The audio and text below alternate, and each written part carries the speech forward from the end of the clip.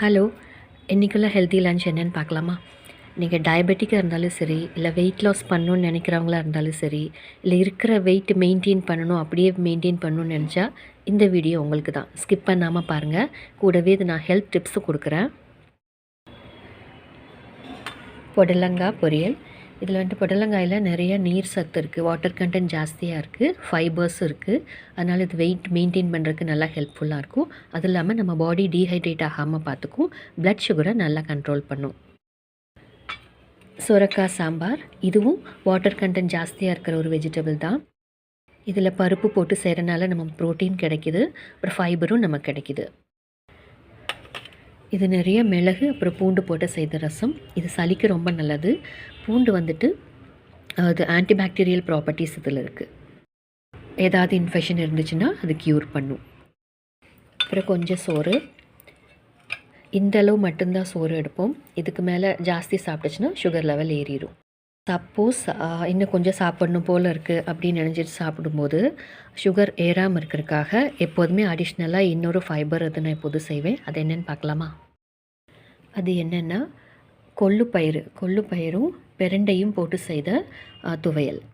பிரண்டை வந்துட்டு first time நீங்கள் இந்த வீடியோ பார்க்குறீங்கன்னா சொல்கிறேன். பிரண்டை டெவில்ஸ் பேக் போன்னு சொல்லுவாங்க இங்கிலீஷில்.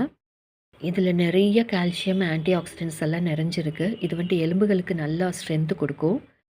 இதில் இருக்கிற ஆன்டி ஆக்சிடென்ட்ஸ் ஹார்ட் ஹெல்த்துக்கு ரொம்ப நல்லது. இது இம்யூனிட்டியை பூஸ்டப் பண்ணும். இதில் இருக்கிற நார் சத்து வந்துட்டு டைஜஷனுக்கு ஹெல்ப் பண்ணும். அது இல்லாமல் இது பசியை தூண்டி விடும்.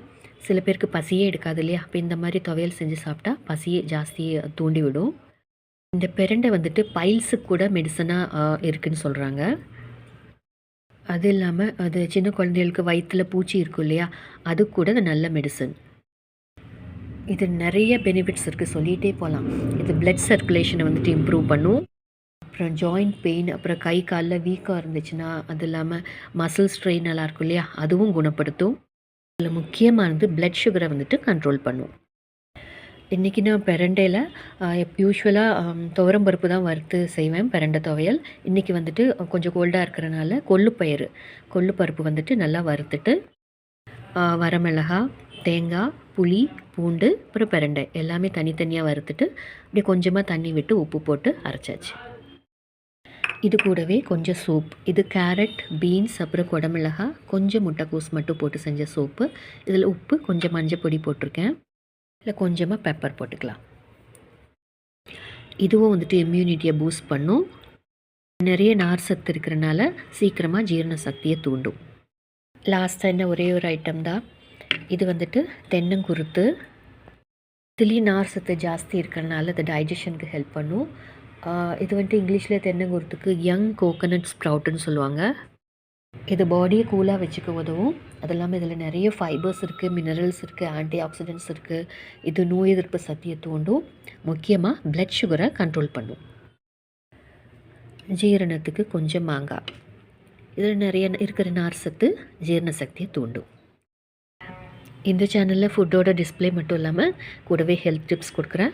உங்களுக்கு யூஸ்ஃபுல்லாக இருந்தால் நீங்கள் சப்ஸ்கிரைப் பண்ணிவிட்டு பாருங்கள். நான் நெக்ஸ்ட் போடுற வீடியோ உங்களுக்கு நோட்டிஃபை ஆகும். டிஸ்பிளே பண்ணுற ஃபுட்டெல்லாம் மோஸ்ட்லி வெயிட் லாஸ்க்கும் ஹெல்ப் பண்ணும், பிளட் சுகரை ரெகுலேட் பண்ணுறதுக்கும் ஹெல்ப் பண்ணும்.